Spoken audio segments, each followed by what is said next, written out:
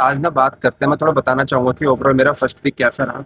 तो ऑल्दो इतना अच्छा नहीं गया मेरा फर्स्ट वीक। मतलब ये वाला जो वीक था, ये काफ़ी इंटेंट था। मतलब काफ़ी अप्स एंड डाउन्स थे एंड बहुत सी चीज़ें थी जो मेरे को आइडिया नहीं था एंड हुई। एंड लाइफ में सडनली बहुत ही क्रिटिकल चेंजेस आए।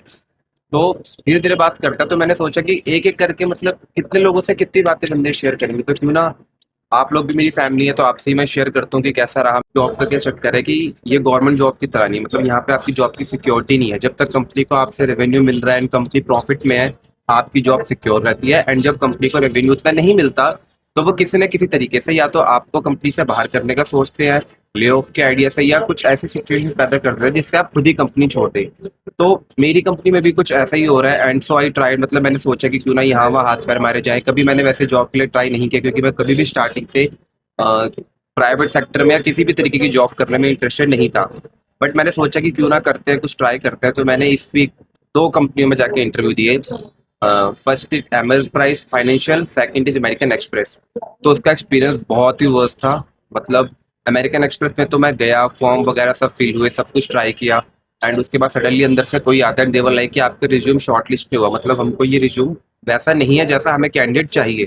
तो अगर ऐसा ही है तो आपको, जब आप वॉक इन कर रहे हो, तो आपको ध्यान देना चाहिए कि वॉक इन के टाइम पर आप डिटेल्स डालें कि आपको किस तरीके के, किस प्रोसेस के कैंडिडेट चाहिए। ऑल दो मैंने उनको बोला भी कि I am a quick learner, अगर मुझे ट्रेनिंग मिलेगी तो I can adapt the things easily. But they were like कि नहीं, हमारे पास सिखाने के लिए टाइम नहीं है, हमें ट्रेन प्रोफेशनल ही चाहिए। तो वहाँ कुछ नहीं रहा। उसके बाद मैं गया एमरप्राइज फाइनेंशियल में। वहाँ पे भी बहुत लंबा मतलब प्रोसीजर था। फॉर्म भरवाए, बहुत सारी चीज़ें करवाई।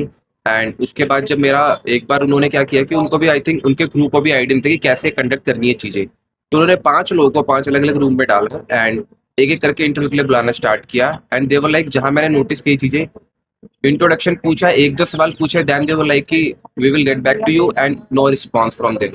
तो थोड़ा बंदा डीमोटिवेट हो ही जाता है कि मतलब बंदा बहुत सी चीजें सोचता है, बहुत चीजें प्लान करता है, इन चीजें उसके अकॉर्डिंग नहीं जाती। बट समहाउ आई थिंक कि लाइफ में ना कभी भी रिजेक्शन या सक्सेस दोनों को ही सीरियस में लेना चाहिए, क्योंकि दोनों ही ऐसी चीजें हैं जो कुछ टाइम के लिए रहते हैं, लिमिटेड पीरियड ऑफ टाइम के लिए रहती हैं। तो ऑल दो रिजेक्शन हो गया, बट नहीं हुआ। एंड जो, जैसा कि आप लोग जानते हैं कि मैं फ्रीलांसिंग इवेंट्स भी करता हूँ, वो भी इतने नहीं आ रहे। तो फाइनेंशियली ये वीक मेरे लिए कुछ खास अच्छा नहीं गया। बट हाँ, मैंने अपना डिसिप्लिन मेंटेन रखा। जैसा कि आपको पता है कि मैं डेली कुछ ना कुछ कंटेंट डालता हूँ, उसको मैंने नहीं छोड़ा।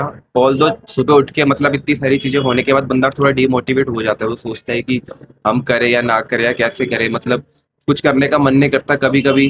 बट लाइफ में ना कभी भी यार रुकना नहीं है। मतलब ना कि करते रहो कुछ ना कुछ। एक रास्ता बंद होगा, दूसरा खुलेगा, दूसरा बंद होगा, तीसरा खुलेगा।